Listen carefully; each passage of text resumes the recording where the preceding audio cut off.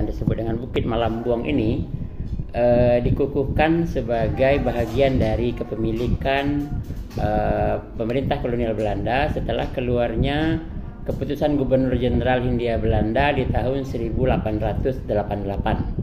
Jadi semenjak 1888 ini mereka merasa telah memiliki sebuah hak khusus ya, sehingga berhak melakukan apapun terhadap wilayah yang sudah diputuskan bagi kekuasaan mereka.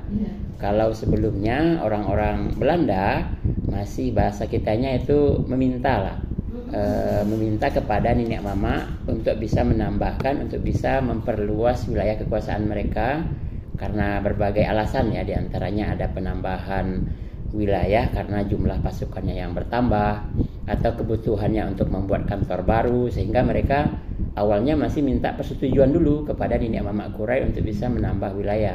Tetapi setelah 1888, karena mereka merasa telah memiliki sebuah surat yang bisa mereka laksanakan secara penuh di kota ini, akhirnya mereka bisa berbuat sesuai keinginan saja.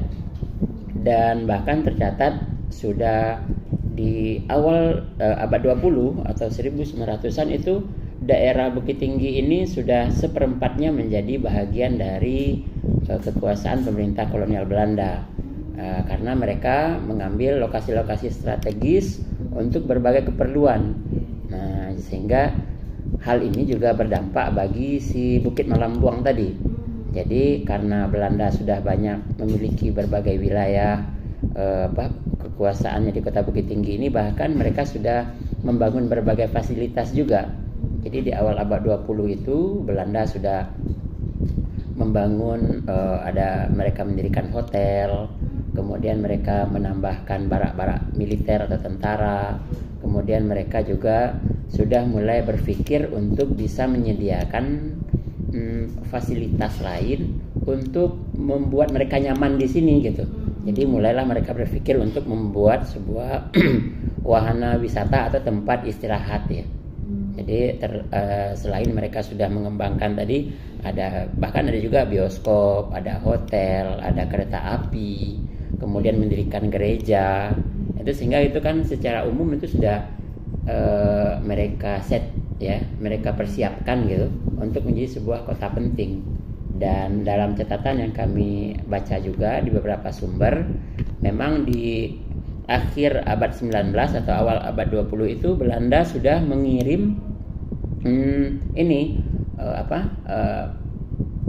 ahli-ahli mereka dari Belanda itu yang paham tentang desain perkotaan. Jadi mereka sudah untuk mengembangkan sebuah kota, mereka jadi untuk bangunannya ada arsiteknya, kemudian untuk tata kotanya ada ahlinya, sehingga semuanya itu sudah memiliki pembidangan sendiri gitu. Jadi kita juga bisa akses, mungkin nanti kita bisa juga lihat di banyak buku peta-peta peninggalan Belanda. Jadi mereka sudah melihat ini, di sini lokasinya ini, di sini pembangunan ini, sehingga itu secara alur. Dan bahkan kita lihat juga misalnya secara air buangan ya, limbah gitu kan. Itu kan sebelum adanya revitalisasi atau perbaikan zaman sekarang itu rata-rata itu kan bekas peninggalan Belanda.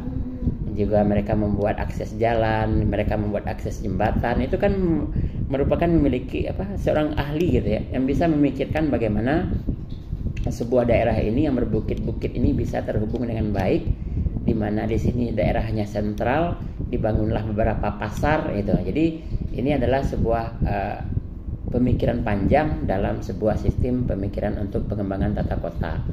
Jadi mereka berpikirlah untuk mengembangkan sebuah objek wisata gitu.